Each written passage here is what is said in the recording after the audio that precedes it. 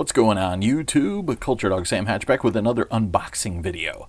I figured the last one was so much fun and people seemed to dig it that I would do another one. And if you saw my last video, I had received a big pile of Japanese 007 Laserdiscs in the mail. I've been really hot on picking up James Bond Laserdiscs, and it doesn't matter if they're pan and scan or letterboxed. I'm going against my usual manifesto about collecting Laserdiscs in just the name of my obsession and love for the James Bond film series. And I'm trying to get all of the NTSC Laserdisc pressings. And this time, Kevin at Good Squid, who, again, if you have any inkling to pick up any Japanese Laserdiscs, even right now he's got an American Laserdisc sale.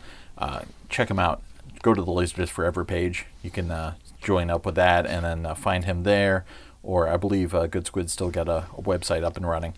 And you stand a chance of getting some really high quality discs at a really great price. So that's the thing I love about ordering from Good Squid is just very reasonable prices. I mean, they're totally a steal compared to what some of the stuff is going for elsewhere online.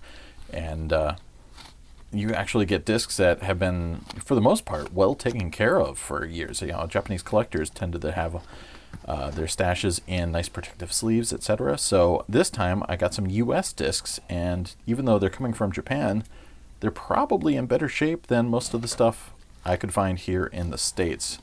So let's see what we got here. So, all right, no Obi strips or anything like that, but you got a strip of cardboard. That's about as close as you're going to get to an Obi strip in this collection.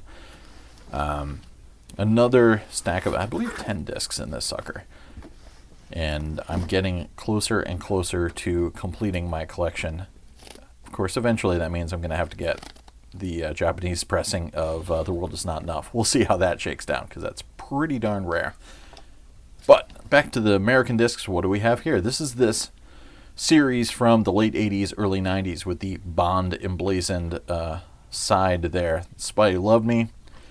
There was a period where they had no poster art. It was just paintings with a little bit of imagery taken directly from the movie and processed after the fact.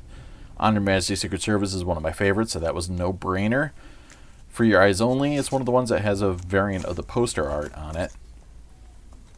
And you can tell that some of the other kind of logos, etc., and informative little blurbs on the discs changed as the years went on. And the discs have different labels too, as MGM UA changed their style over time. You Only Live Twice, one of my favorites. Octopussy, I was just watching the Japanese release the other night, and now I can compare and contrast with the domestic US pressing. I think a lot of these have the trailers on the end of the disc too. Diamonds Are Forever, not one of my favorite Connery flicks, but still, I have to have them all. You gotta catch them all. They're like Laserdisc Pokemon. Moonraker, kind of guilty favorite of mine. Guilty pleasure indeed. I just watched the Japanese pressing of that too, and thought it looked really well, so I'm going to check that out. A View to a Kill has the poster art on there, which is actually kind of goofy when you stare at it up close. I love that they're all aiming at something other than Max Zorin. And some poster art on The Living Daylights, one of my favorites. I am a Timothy Dalton fan, indeed. And I love the two films he was in. And what else do we got in here? Some Thunderball. Some nice artwork there.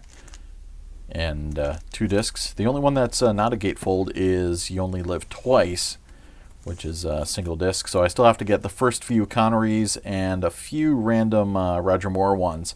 But I'm well on my way to completing my MGM UA widescreen collection. And then I got to get the THX issues that came out a little bit later in the 90s.